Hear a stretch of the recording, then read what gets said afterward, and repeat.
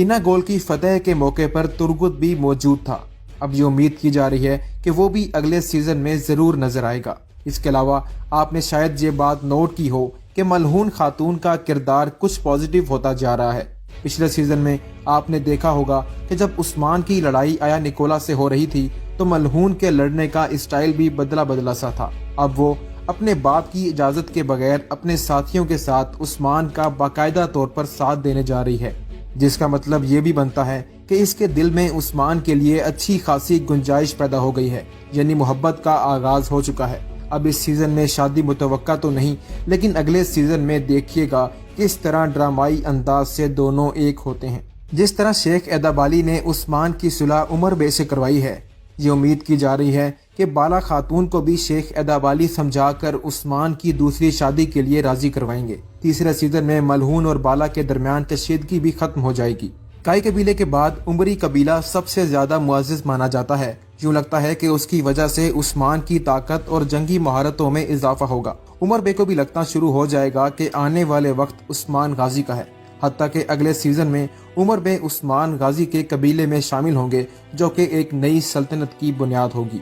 इस सीजन में आपने ये बात नोट की होगी कि जंग के मौके पर तुर्क खवातीन से बढ़कर मैदान जंग में कोई जज्बे का हामिल नहीं और अमन के दिनों में भी पुरसकून और शराफत से जिंदगी बसर करती हैं। गुंचा खातून, बाला खातून, लेना हो या कोई और, इन किरदारों की ये मुश्तरक कदर देखी जा सकती है। मलहून खातून की आपने एक बात नोट की होगी कि वो बिल्कुल उस्मान के साथ ऐसे पेश आ रही हैं जैसे इस पर मुकम्मल तसल्लुत जमाना चाहती हूँ, बिल्कुल इल्बिलगाए खातून की तरह जैसे वो अर्तुगरुल के साथ करती थी। इसने भी भाई के खिलाफ जाते हुए अर्तुगरुल का साथ आखिर हद तक दिया था। अब मलहून अपने वालिद के हुक्म के खिलाफ उस्मान के साथ शाना बशाना खड़ी है। उमर बे को अपना जाती मुफाद अजीज है, जबकि मलहून न्यूट्रल होकर सोचती है। जिस जंग में सावची बेग को शहीद किया गया उस जंग का नाम अकनसे होगा। तुर्की जबान में इसे कंजे स्वाशी का नाम दिया जाता है। बाद मौरखीन के ख्याल में ये सल्तनत उस्मानिया की पहली जंग है, जबकि ये तसर जंग कहलाती है।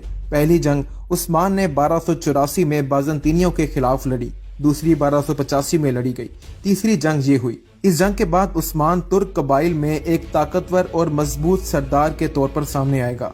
बाज़ंतीनी सल्तनत का उस्मान के खिलाफ दूसरी सल्तनतों से जो इत्तेहाद कायम हुआ है, उस्मान अपनी बसीरत से इसका खात्मा कर देगा। सीजन 2 में सावची बेग और इसकी खानदानी तारीख पर फोकस था, लेकिन गुंदोज की बीवी आयशा और इनकी फैमिली को बिल्कुल गोल कर दिया गया। इसलिए इम्कान है कि तीसरे सीजन में गुंदोज की फैमिली इन्वॉल्व होगी और इनकी कहानी को आगे लेकर चला जाएगा। मजमूई तौर पर अगला सीजन उस्मान की दूसरी शादी और गुंदोज की फैमिली लाइफ के बारे में होगा। तारीख से भी पता चलता है कि आने वाली जंगों में गुंदोज और उसका बेटा अहम किरदार अदा करेंगे। उस्मान के दोनों भाइयों ने इसको हमेशा सपोर्ट की है, इसके लिए बहुत सी कुर्बानियां भी दी हैं। अगर हम मान लें कि अगले सीजन में तुर्गुत आ रहा है तो इससे